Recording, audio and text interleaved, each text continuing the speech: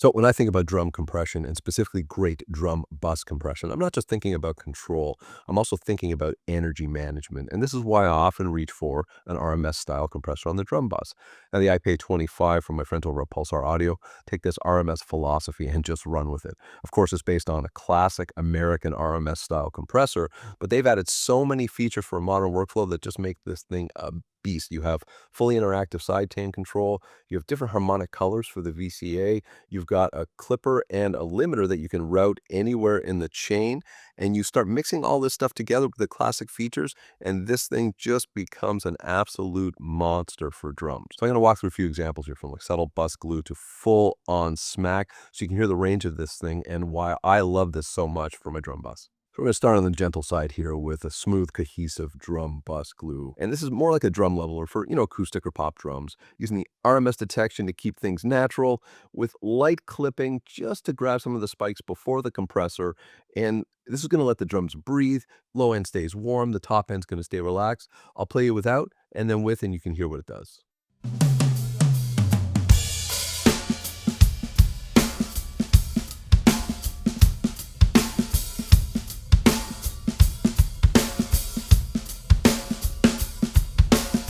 Right? So subtle, smooth, just kind of tying everything together without being overly aggressive and in your face, if you just want something to even things out a little bit. Now we're going to kick things up a notch with something I'm calling drum bus punch, move up to 4:1 for the ratio.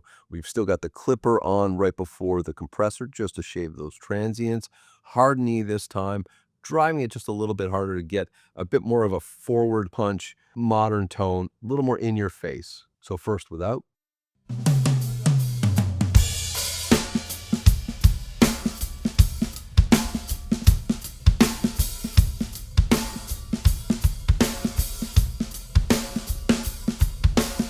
Right, you can hear when I kick that in, the drums just kind of pop forward. You can really hear it on the snare in this thing. You also see I'm using the loud punch control for that side chain curve to really get out of the way of the low end and focus on more of the mids to highs in this thing. And overall, I just love how this pops out of the mix.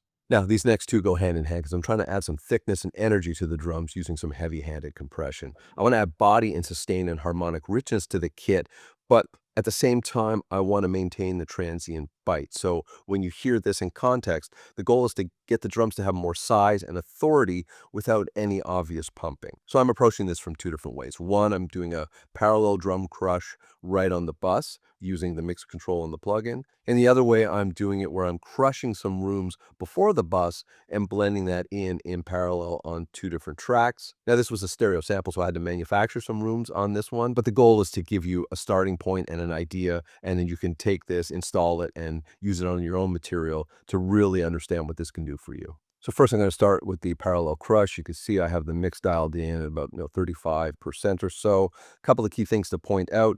I'm using the loud punch curve for the sidechain control. I've got the sidechain links just relaxed a little bit so they breathe on their own a little more independently. And I've got the drive for the VCA cranked up to about 85 and still using the pre-compressor clipper. And all of that combined is to add a little extra dirt underneath that I could just dial in to taste right on the bus. So first let's listen without.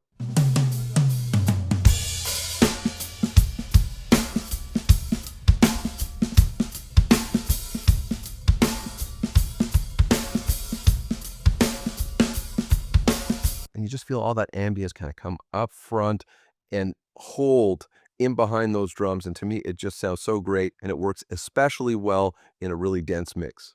Now for this one, I'm going to get even more heavy-handed. I'm going to use the drum punch bus as my main signal from before and check out what I'm doing on the room mics. I've got hard knee.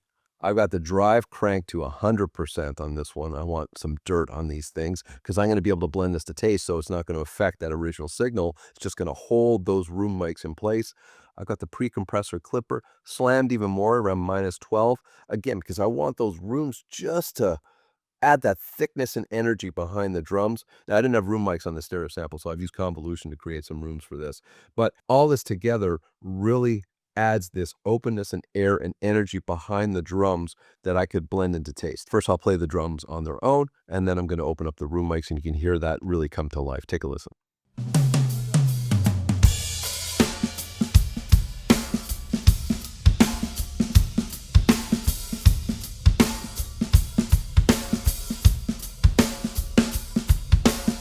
Now, there's a little bit of sizzle in the high end because I'm sending the entire bus into this one. Normally, I would do this on the room mics and treat them a little bit. I put a little de-esser on the send to the verb just to try and reel that in a bit. But again, it's just to give you an idea of what you can do with this thing and all the different approaches you can take by using the drive and the clipper to really add energy to your drums, all from within the same plugin. Now, last but not least, I get the most heavy-handed of them all, and I introduce two features I haven't spoken about yet. And that's only because I'm such a fan of the original that I always tend to default to the original sound of the VCA. But check out what they've added. We have VCA harmonic color, so you can pull some harmonic color from a variable gain tube style circuit or something more along the lines of a diode bridge. And of course, you can use the drive control to dial in how much you want of that in the circuit.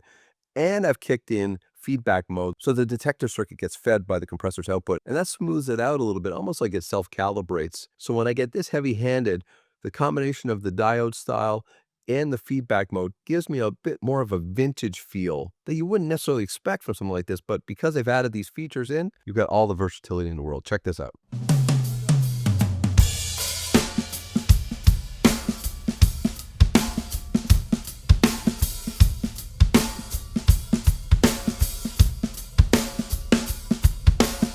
Right, you hear how aggressive that gets on the snare, but it doesn't choke it. It just gives you that vintage style glue, little dirt on there that's just going to work perfectly in a dance rock mix. So hopefully these examples give you some ideas and some starting points. I know I focused only on drums today, but that's old habits dying hard. I absolutely adore the original on the drum bus. So when I got my hands on this, of course, that's where I put it first. But the key takeaway here is all five of these examples really focus on the same RMS logic, right? Where I'm thinking about the energy of the drums, not just the peaks. And each one of these preset starting points was based on that, right? So you can think about taking your drum bus and go from just subtle glue and cohesion to full on aggressive smack. You throw in some of the extra features like the harmonic drive and the clipping, and the amount of colors you can get out of a single plugin is just phenomenal. I absolutely adore the IPA 25 from my friends over at Pulsar Audio.